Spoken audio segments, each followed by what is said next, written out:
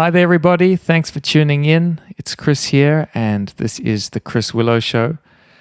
I have a really cool guest for tonight's show, and an exciting week for me ahead because this Friday is the release of my album, Songs of New Beginnings, and it's going to be available on all platforms, so like Spotify and Amazon, Apple Music, all those sort of places.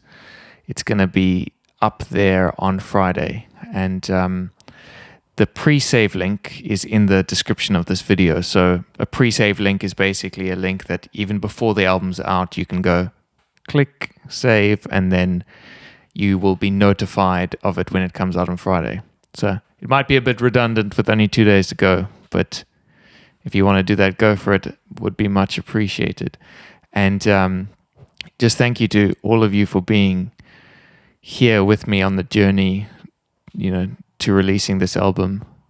I'm really happy with how it's turned out, and excited to share it with all of you. So on Friday, look out for Songs of New Beginnings on Spotify, and if you want to share it with your friends and family, that would be most appreciated.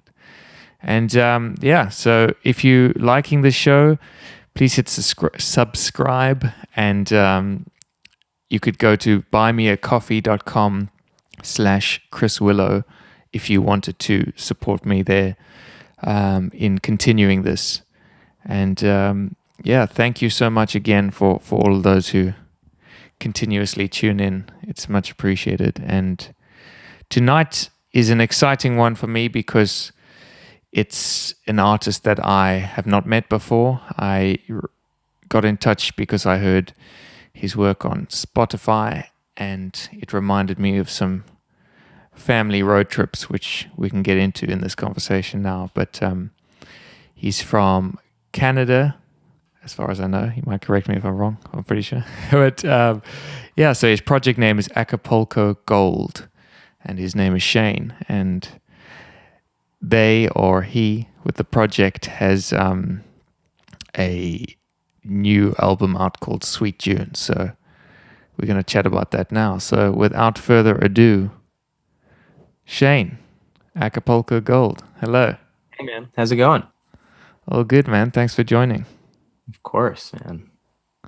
So I said they/he because I was unsure whether it's a sort of a collaborative project or a solo thing, or do you like the neither? Yeah. I mean, for this project, it's mainly kind of a solo project. I write all the tunes on my own, but very much when we play live, I have Maggie who sings vocals on the album, and my bandmates, guitars and bass and all that. But the creation usually just comes from me in my bedroom. I kind of put it together, put demos together, and then we play them all together in the studio. Cool, man. And could you just give me, I said a little bit at the top of the show, but where are you based? How long have you been doing this? Is it a new project? The name Acapulco Gold? Yeah, it's relatively new. Acapulco Gold is, funnily enough, a strain of pot from like the 70s. But naming the band, I actually didn't know that. I worked at a bar, and one of the cocktails there was called the Acapulco Gold. And I thought, man, that is a cool sounding name, something that I think would fit in with the kind of style of music we play. And then, of course, when we started releasing music, a bunch of boomers started commenting on the post, being like, "Oh, I remember that strain of pot. Used to smoke that all the time." So it's kind of funny, but I still think it maybe lines up with the style of music we're playing. It's kind of a vintage folk kind of thing. I had that experience when I was listening to you. I first discovered your music, and then I Googled Acapulco Gold. Yeah. And I was like, oh, this is this is not what I was looking for. Exactly. Just weed everywhere. Yeah. I feel like when people see me on Instagram, they probably think it's some sort of like pot business or something like that. But it's not. It's just me. But we're based in Toronto, Eastern Canada. I come from the west coast of Canada, and I moved here about 4 years ago. It's kind of like the big city where dreams come true in Canada, the Canada version. So I've been trying to make that dream come true for a while, and having very slow success with it. But no, it's a good place to be. I like Canada. It's nice here. I'm in the big place where dreams come true as well. Nice, You know, in London. Similar stories, I'm sure. They're kind of making dreams come true. And we're on the edge, man. We're close. We're gonna do it soon. Close to the edge, down by the river. Do you know that song? I do not know. Close to the Edge by Yes. Best, okay. Probably the best ever. What about that Katy Perry song? I'm on the edge of glory. I think another reference point, sure. Yes. But yeah, man. Well, I was just scrolling through Spotify. Kind of part of the reason I've started the show is just because music was so communal when I was growing up. Like, not just playing it, like listening to music. You know, the listener was, and I still believe the listener is as important as a musician. Nowadays, more important. There's too many of us, you know, making music. Totally, yeah. There's, you know, it's amazing for somebody to give a piece of creation like attention, really, to be like, I'm going to sit there and listen to this. So part of the reason I started the show, as I said, is to just kind of start that up again. You know, I remember the early days of discovering bands and music and sharing it with friends and listening to music for music's sake. So I've been going on like sort of up and coming music playlists or indie music, just, you know, trying to find people who are DIY artists often. And yeah, I stumbled across your music, and I don't know if it's algorithmic or whatever, but I'm kind of I've been not trapped, but I've somehow been lured into a Canadian, you know, we gotcha. world, because you're the third Canadian musician I've had on the show, and it's it's disproportional representation for Canada. So it's yeah, something about it. But man, maybe it is purely that there's something in that I like, because I love Leonard Cohen, for example, and there's a certain it's a North American music, but it's got more of a European little influence. Sure. I think Canada probably, but yeah, man. So I think we should play one of your tunes.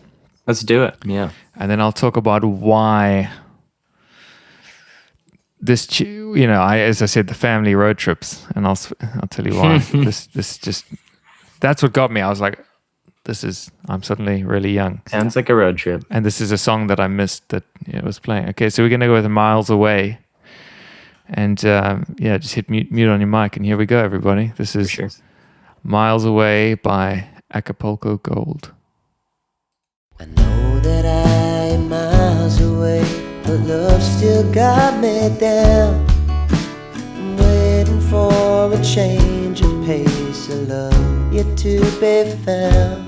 And every day that goes away, the love weighs on my mind. I'm tossing and I'm turning and I'm trying to pass the time, looking for a sign. I'm miles away, but love still got me down. I know that I am miles away, but I can't find the course. Each verse I write does not feel right. I'm only closing doors, and every time I find a line, I don't know what it means. Can someone help me out, open my eyes so I can see? I need someone for me. I'm miles away, but love still got me down.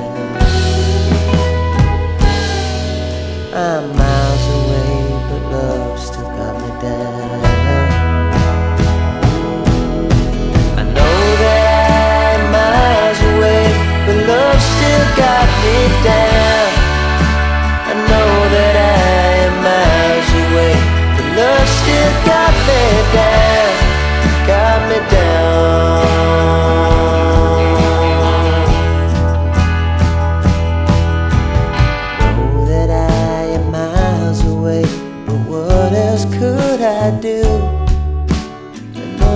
time I will be fine, but for now I'll talk to you. And every day that goes away, I'm further from the times. Can someone help me out? Open my eyes, open my mind. I need to know just why I'm miles away, but love still got me down. I'm miles away, but love still got me down. I know that I'm miles away, but love still got me down. I know that I am miles away, but love still got me down. I know that I am miles away, but love still got me down. I know that I am miles away, but love still got me down. Got me down.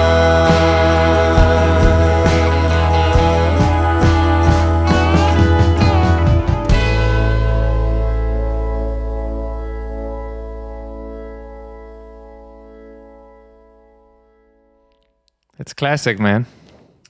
It's a classic. I haven't listened to it in a while. It's actually nice to hear that. I have that thing with music where you put a lot of work into an album and then you kind of get sick of it and you release it and you don't listen to it for a while after that.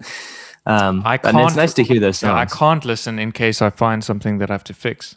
I know. You know, It like gets once a it's little been brutal. sent to the distributor, I'm like, I actually mustn't listen because if I find something to fix, I'll derail the release. Yeah, you kind of have to resign yourself at a certain point and just say, all right, if I don't put it out now, it's never going to come out. So just put it out there. So I'll tell you why I think the song sounded so nostalgic to me. It's basically, so I grew up in a music family. So both my parents are musicians and my sister, but it was very much, but it was, well, I've said it again, primarily a European classical tradition, you know, so violin and piano and those things. And then we had some other CDs back in the day, and not much American stuff, I don't think, but there were two CDs that we had, which this could have like snuck in somewhere. This could have been on the third, which we listened to on road trips, which one was Bread. Oh, yeah. This sounds like it's dripping, it's crumbed with bread. Maybe a little bit. That's one of my biggest guilty pleasure bands ever. I was raised on that stuff too. But yeah. It's strange because I don't know many people who've heard of them, basically. Yeah, same, man. It's weird. You know, and I don't know if you know much, not to get too deep into political history, but South Africa had like a bit of a, I don't even know our history, not a bit of a, we had a major like authoritarian regime. We didn't have democracy. So until like 94. So very few things from us overseas ended up getting in. But basically it was like a small pool, small pond, and whichever sort of European or American bands got in there were big fish. So I don't know if you've seen that movie, Right. Searching for Sugar Man. Have you seen that? I was just going to say that So must that, have been one of them. in one way or another, that story is kind of true with many artists. Not to that extreme, of course, but Right. so Bread, I think were quite popular, and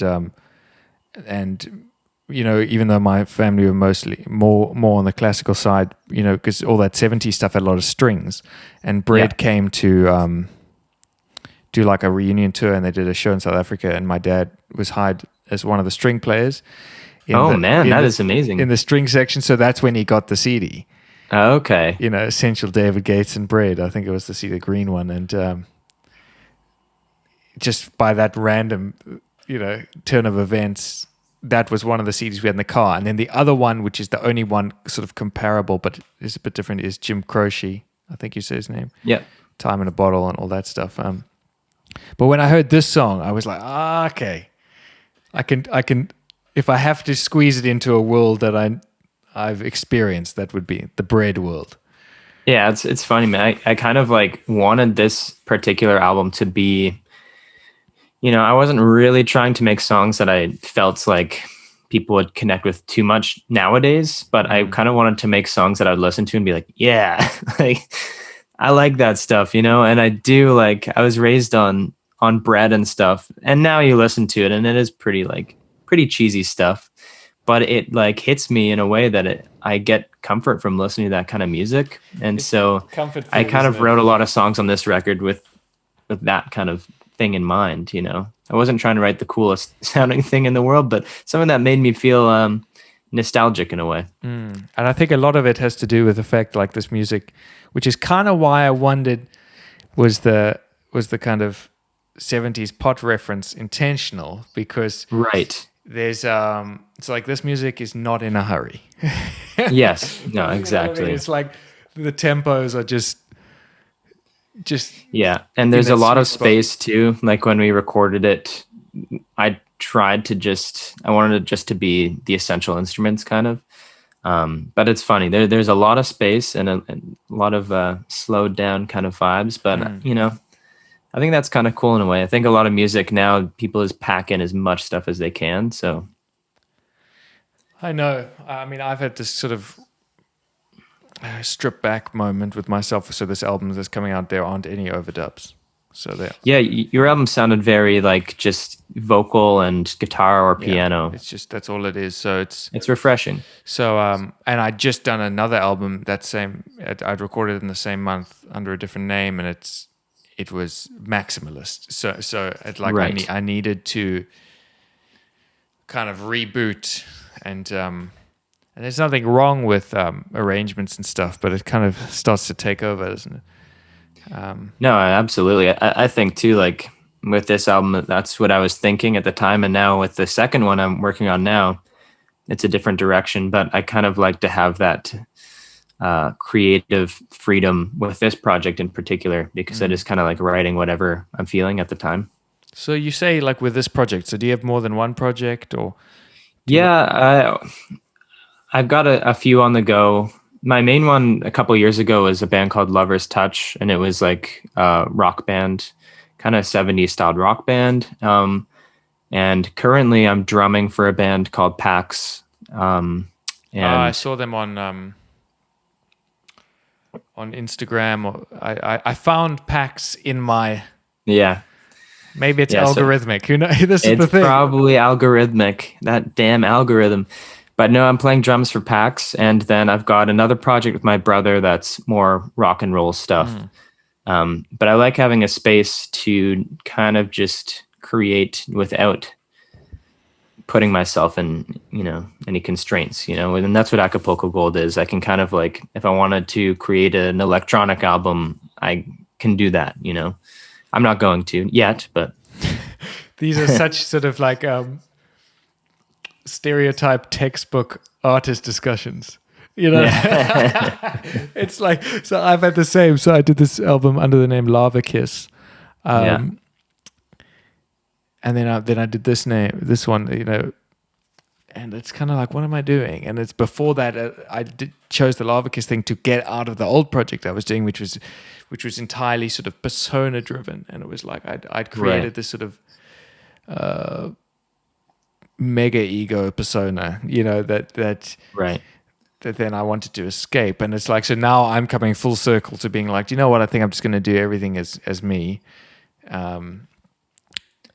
because it's almost like I keep rebooting so I can go, well, that didn't count. Totally. That doesn't count. And I think it's a funny thing, because I feel like as a creator, it's almost like a breakup in a relationship. You've got no reason to, there's nothing that you really dislike about the other person, but you almost hate the other person, which is actually just because you love the other person, but you've got these weird, you're embarrassed by your own vulnerability. And I find that with music projects, you write something, and when you're doing it, you're like, oh my goodness, this is me.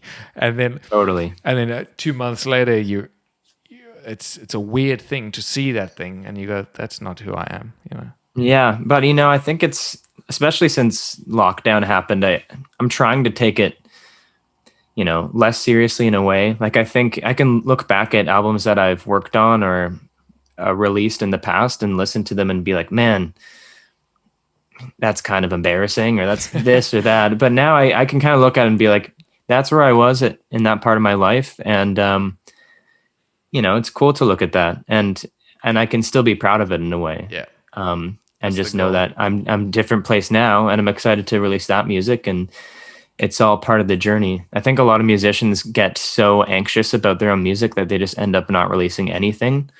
So it's better to sometimes just be like, all right, this is what I'm feeling. Put it out there. If I hate it in a couple of years, that's fine, Well, ideally, it's not you in a couple of years, and that's fine. It's like we can't have growth and like what we've done all the time. It's a compromise. If you want to improve, like I want to ideally be in the situation that my writing just keeps getting better and keeps getting better. But wrapped up in that wish is the fact that you will then look back and go, oh, Totally. little Chris, bless him. Exactly. He tried. Bless him. He tried. But it's always honest, and whatever it is, even if it sounds cheesy, man, you were being honest in the time, and I think that's cool. And I also think that context is so easy to forget, but there are very real reasons why creators choose to do things at certain times, and it's very easy to 5 years later look back and be like, oh, what a stupid idea. But if you actually then remember all the context, it's like, oh, it wasn't a stupid idea, actually. Totally. Just abstracted from context, it seems crazy. Definitely. Yeah, man, about that track.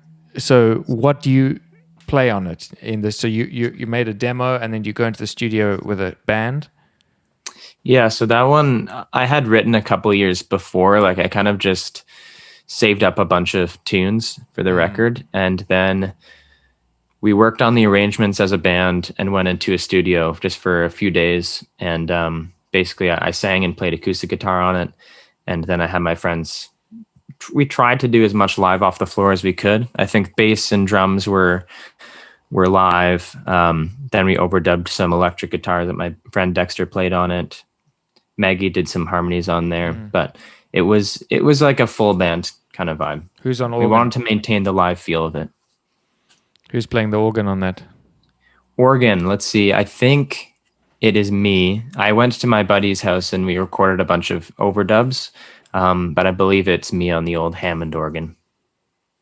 Real Hammond organ or Hammond organ? A real Hammond organ. Wow. That was another thing. I wanted to use real. If we were going to use, stuff like that, I wanted to go real. Sounds the next great, album man. is all fake stuff. So Yeah, I love that. It's like we went to all this trouble doing real stuff, and then could have just done totally. the organ sounds great, man. Yeah, you can't beat the classic stuff. I mean, in a way, you can use fake Hammonds and it'll probably sound almost exactly the same, but at least you feel like you did it, Well, a lot of it's to do with with sometimes the authentic instrument actually makes you play differently. Totally. It affects the performance because you're hearing it. Like I find I like to record on upright piano. Even though, like, I don't like, not that I have the opportunity often because I don't have one, a grand piano or anything like that. But I've noticed I actually don't really enjoy playing it because it's too far away. I'm used to the sort of sound right here.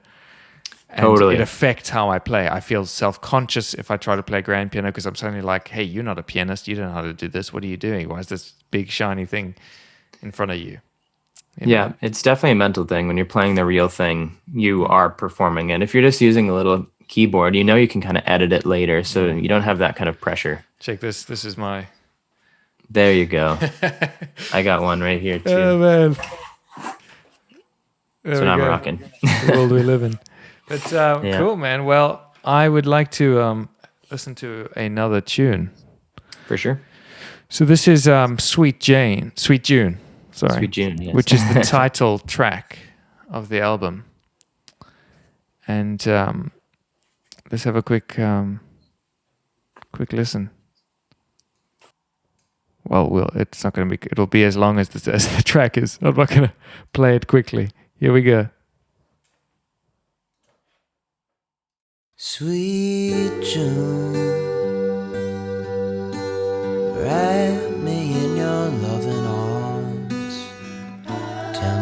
it's okay. Oh, cast a line out into space and reel me in. Sweet June, sweet June. Sing your loving song, the one that angels sing. Oh, bring a smile back to this weary face. Reel me in, sweet June. Oh, sweet June. Oh, yeah.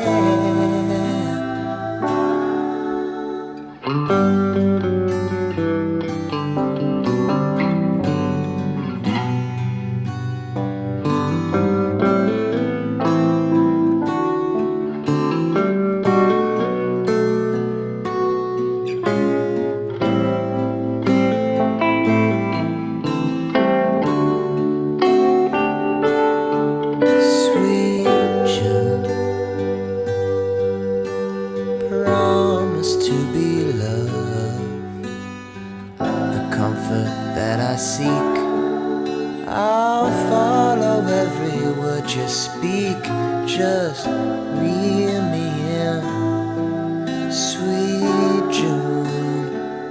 Oh, sweet June. Oh, yeah.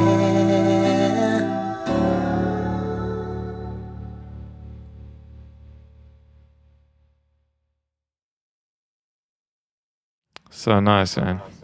Thanks, man. Yeah, I like that one. You got such a voice. Smooth. You should do audiobooks. I've been thinking about it, man. It's great. Yeah, man. it's I'll tell you about that one. It's something that I wrote when first moving to Toronto. After first moving to Toronto, and I come from quite a small little island on the west coast, so Toronto is like a huge, big city to me. And I moved with a couple friends. We were in this little basement suite, and we had a little psychedelics, actually, just a little bit. And we went outside and went for a walk, and it was kind of scary, man. There's so many people around. The city was so big and daunting. So we went back inside, and I kind of came back and felt a little homesick and a little cold, and just like, I don't know. So I created this fake goddess person called Sweet June. And what Sweet June does is when she comes to you when you're feeling kind of sad and lonely, and she wraps her arm around you and tells you everything's going to be okay. And that's what I wrote the song about. Oh, amazing, man. Amazing. I think metaphor is such a key component to songwriting. And I've recently begun to think that language itself is metaphor in the way that there is what is, and there is our expression of what is.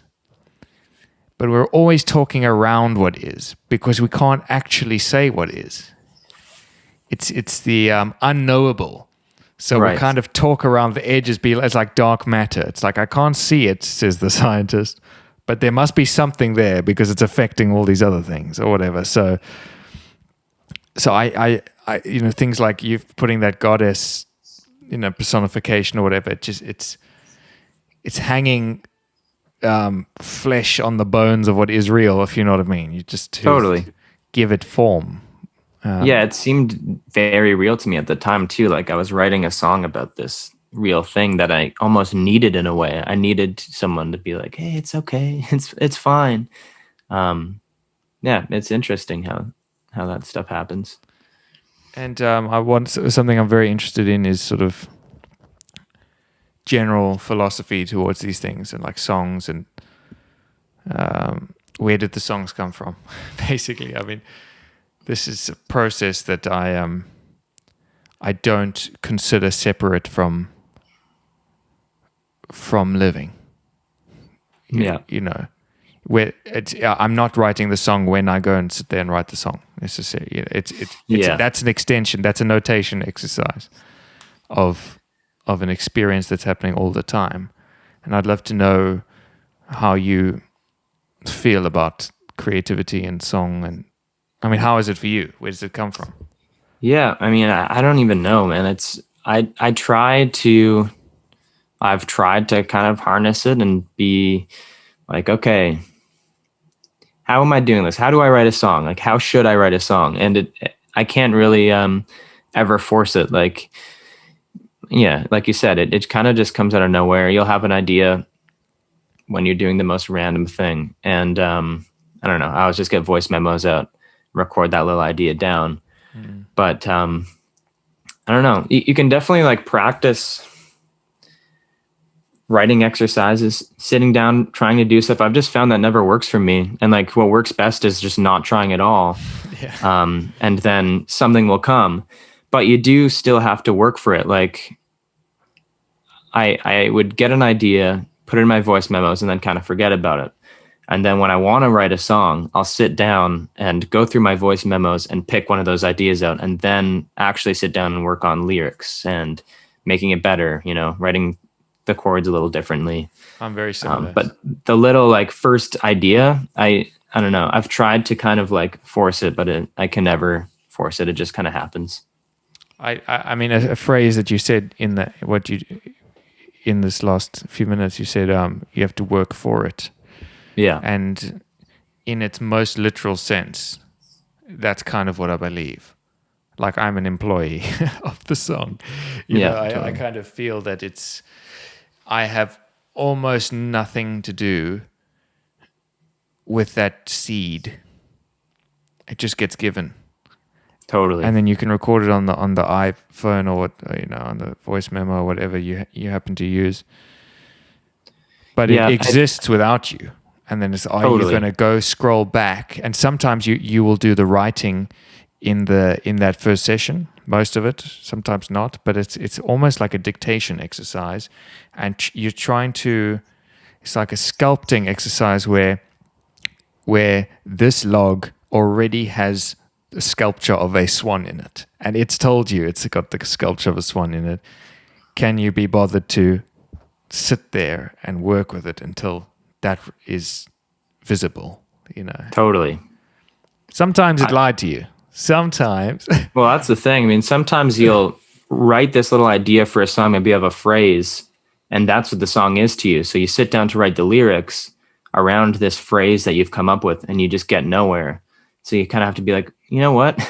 Maybe that little phrase that I came up with at the very beginning wasn't actually that good. And I should just strip it all down, take the melody, and come up with something completely different.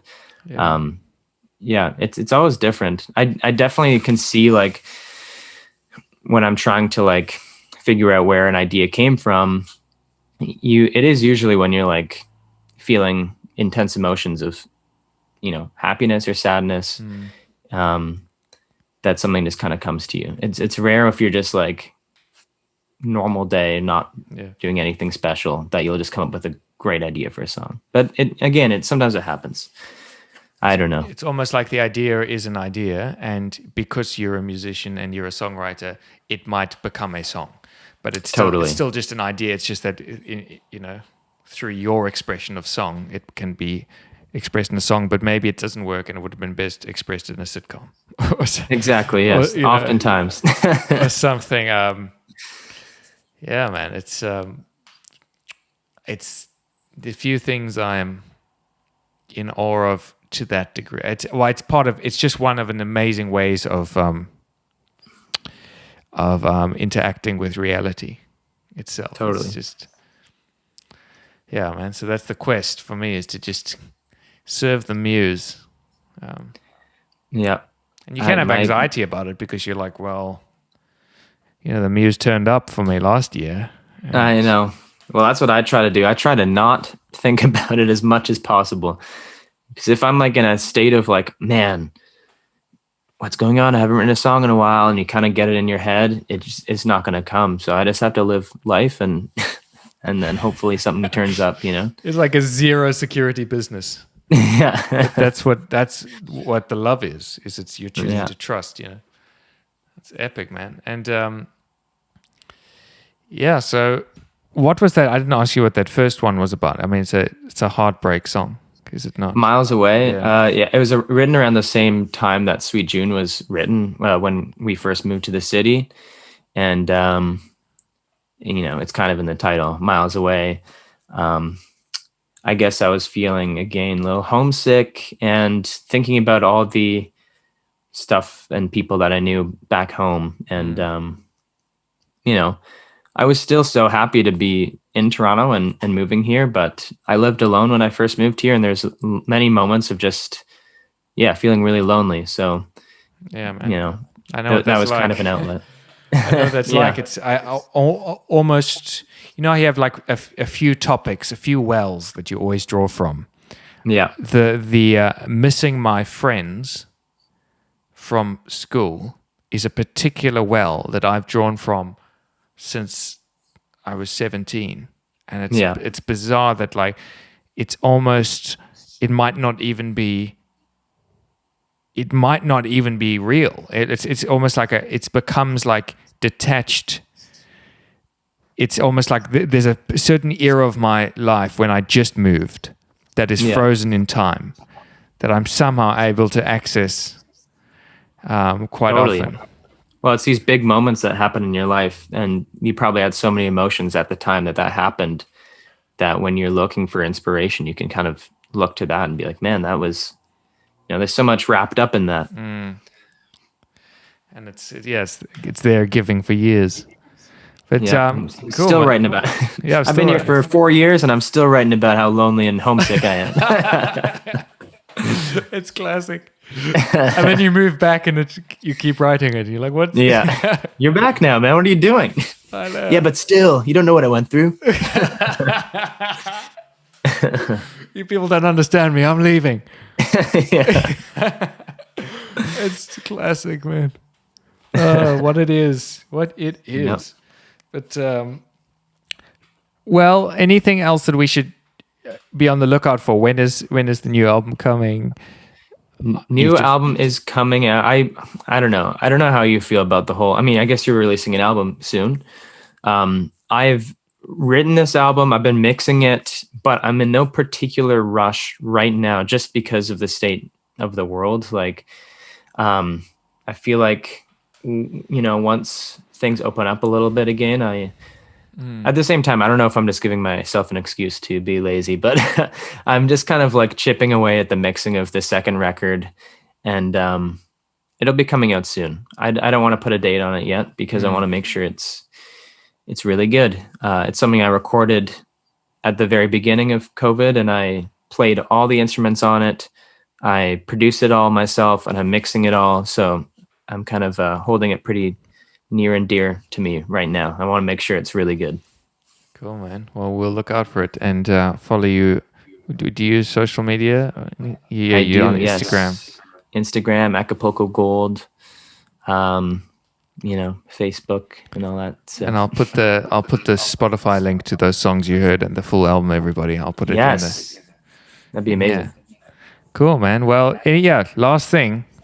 Just thought, as an artist yourself, what has inspired you? We can just wrap it up with this little tail end, a few recommendations. When you go like, I can't believe you haven't heard that album. It means everything to me. Why don't we do, we talked about it earlier. If you're listening to this, go listen to Bread, Greatest Hits. Okay, yeah. You'll be able to hear how cheesy it is, but maybe you'll see some of that nostalgia in there. I still listen to it, and very it gets sappy. me. It's so sappy, but you know what? His vocals are absolutely beautiful. So, I will stand by Bread forever.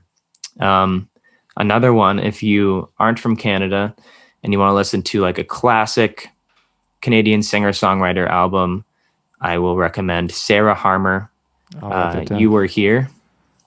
It's just a beautiful, kind of underappreciated album. I think it came out early 2000s, kind of folky, but really, really solid piece of Canadian art that I always listen to, and it still inspires me. Sarah Harmer, You Were Here. I've written that down. I'll check that out. Yeah. Cool. Yeah. And then another one is the Beatles. Go listen to the Beatles. Is that B-E? Yeah. A B-E-E. Okay, yeah, got it. Okay. B-E-E-A, 2 E's and Yep. an A. T-A-L-S, Beatles. Yes, Gotcha. exactly. The first album is by far the best. So. Oh my goodness! Speaking of the Beatles, I'm not. I can take it or leave it with the early stuff. You know what? With respect, though, obviously, like I can like Yes. in terms of like it created the blueprint of pop song. It's just like it's so well oiled, that machine. It's just like Totally. catchy intro, verse, pre-chorus, chorus. Yeah, it's just like it's so slick.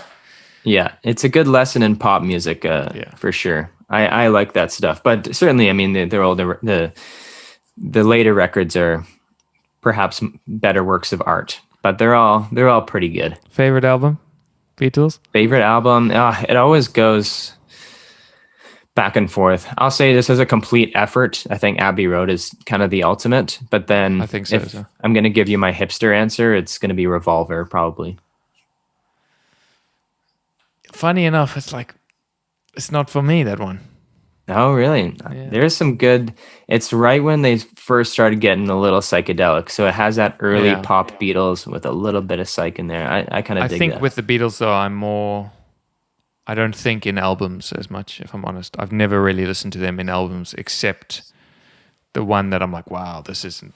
Obviously, they all are albums. Right. They are real albums, but I've never thought. Totally. I've never listened in that way, except maybe Abbey Road was the one that I was, really consumed most as a whole thing. Yeah, it's the best beginning, middle, and end they Yeah, have, man. I think. Cool, man. So we've got a new band there, the BEEA Tells, Yes. from Canada as well. Yeah, they're Canadian, up north. Okay. Cool. So, and Sarah Homer. So yeah, cool, man. Well, it's been great, everybody. The album Sweet June by Acapulco Gold is on Yeah, man. Spotify, Check it out. and it's a good length. It's nice and short. It won't take up too much of your time. I know And I everyone's don't mean busy. that as a joke. Like I think there's really something to that. Oh, totally. Like there's something about these albums that are just too long. I'm not in a place yet where I can do a double album. So maybe Yeah. one day, if people care enough. Cool, man. Well, it's been a real pleasure. Yeah, Thank man. you. Thanks, everybody, for checking in with us. And my album is out on Friday, Songs of New Beginnings. So please do share it with your friends and enjoy it yourself. So until next time. Check it out. Bye. See ya. Bye.